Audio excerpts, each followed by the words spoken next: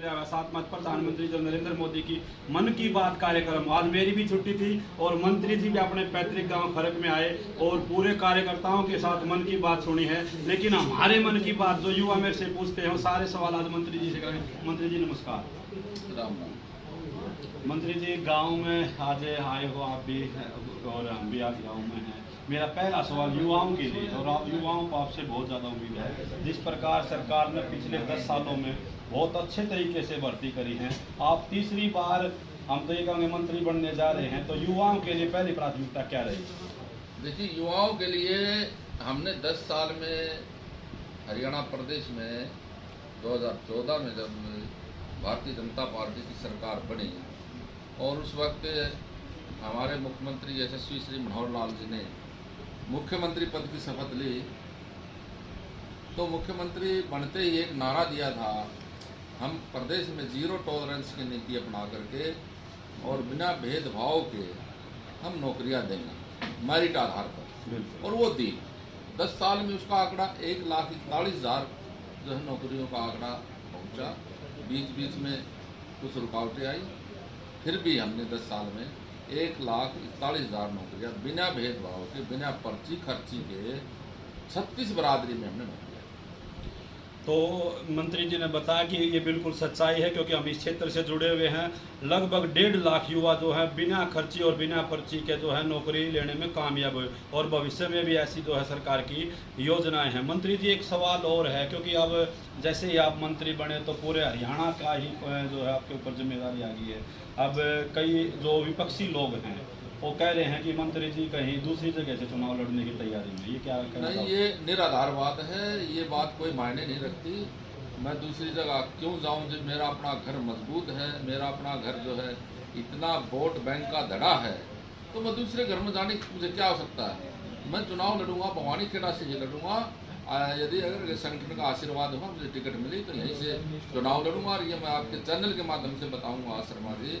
तीसरी बार मैं एक प्रचंड बहुमत के साथ यहाँ से भवानी खेड़ा से अच्छे मार्जिन के साथ हम यहाँ से सीट जीतेंगे, और तीसरी बार प्रदेश में भारतीय जनता पार्टी की सरकार बनेगी, उसमें हिस्सेदारी भवानी खेड़ा की रखेगी। जैसा कि मेरी एकेडमी मैम गेट भिवानी में है और अपना जो विधानसभा क्षेत्र है भवानी खेड़ा लगता है, तो आसपास के जो गांव वहाँ से बच्चे आते हैं, तो मैं उनसे एक सवाल करता हूँ कि जो हमारे मंत्री जी हैं उनमें सबसे खास बात आपको क्या लगती है? आपकी सादगी, आपकी तो सादगी है। आज भी मंत्री बनने के बाद भी बच्चे कहते हैं कि मंत्री जी को कोई घमंड नहीं है, एक सादगी है। मतलब आप कैसे मेंटेन कर पा रहे हो? देखिए, बड़े बुजुर्गों से, गांव से मुझे ये सारे संस्कार मिले हैं, और परिवार से संस्कार मिले हैं। स्कूल में हम जिस अध्यापक से हमें शिक्षा में ग्रहण की, उनसे संस्कार मुझे मिले हैं। तो मुझे लगता है मैं कोशिश करता हूँ जितना भी फ्लेक्सिबल होकर के जनता के बीच में एक मंत्री होते हुए मैं जितना भी फ्लेक्सिबल मुझसे हुआ जाए मैं होकर के मिलता हूँ, और उस चीज़ का कहीं ना कहीं मुझे लगता है जैसा आपने फीडबैक दिया, बिल्कुल मैंने फीडबैक मुझे मिलता है। क्योंकि मैं चर्चा करता रहता हूँ कि हल्के से लड़कियां भी आती हैं, लड़के भी आते हैं। कई बार मंत्री बनने के बाद लोग उनसे मिल भी नहीं पाते हैं, लेकिन वो दूरी आपने नहीं बढ़ने दी, और आप जैसे पहले आम लोगों से मिलते थे वैसे ही मिलते रहे। मंत्री जी एक बात है, छोटा सा एक सवाल मेरा और है।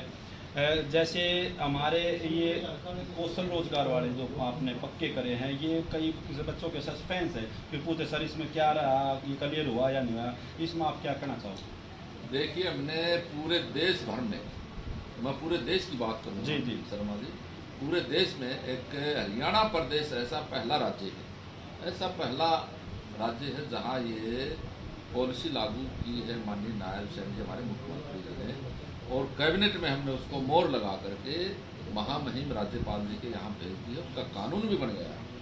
इस तरह की पॉलिसी पूरे देश भर में किसी राज्य में भी, किसी प्रदेश में नहीं, किसी मुख्यमंत्री ने बनाई। जैसे हमारे नायब सैनी जी ने एक नायाब पॉलिसी बना करके, और HKRN के जैसे हमारे भाई हैं, और जैसे पार्ट 1 के हैं, पार्ट 2 के हैं, और कॉन्ट्रैक्ट बेसिस जितने भी यहाँ लगे हैं 1,20,000 के आसपास। जी जी जी। और मुझे लगता है ये 5-7 हज़ार और बढ़ेंगे, इसमें 1,30,000 के आसपास की संख्या ये होने वाली है। ये लोग पक्के होंगे, और जो इस तरह की बातें विपक्ष के द्वारा फैलाई जा रही हैं वो निराधार बात है। चुनाव का समय नज़दीक है, हल्के में आज आप अगर अपने गांव से ही शुरुआत मानने तो कर दी है, तो आगे के कार्यक्रम में कैसे रहने के सवाल? कोई भी शुरुआत शर्मा जी, चाहे कोई राजनीति की शुरुआत है, चाहे कोई बिजनेस की शुरुआत है, तो कोई भी किसी प्रकार की शुरुआत होती है अपने घर से होती है। अपने घर से, अपने जो है परिवार से, अपने घर से वहाँ इस चीज़ का राम राम करके, वहाँ से उनका आशीर्वाद लेकर के ये हम आगे जाएंगे और उस आशीर्वाद का हमें फल अवश्य मिलेगा।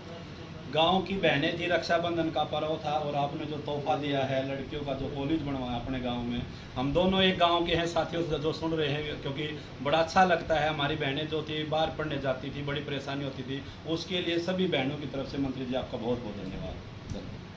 तो ये थे हमारे साथ मंत्री जी श्री विशंबर वाल्मीकि, राज्य मंत्री जी।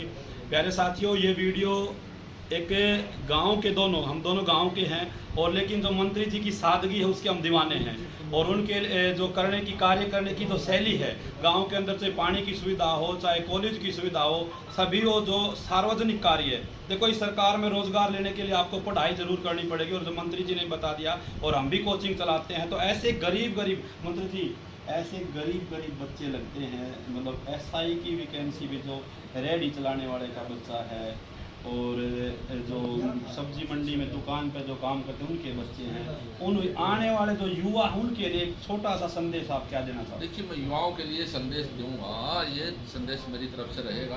आपके चैनल के माध्यम से जितने भी युवा सुन रहे हैं और बाकी लोग जितने भी सुन रहे हैं, मैं उनको ये कहना चाहूँगा, कोई भी हमारा युवा भाई है, कोई भी हमारा पढ़ने वाला विद्यार्थी है, अच्छा मन लगा करके पढ़े, क्योंकि ये भारतीय जनता पार्टी की सरकार है। इसमें किसी प्रकार का कोई भेदभाव नहीं होता है। यहाँ कोई ना कोई परिवारवाद है, ना कोई भाई भतीजावाद है, ना कोई क्षेत्रवाद है।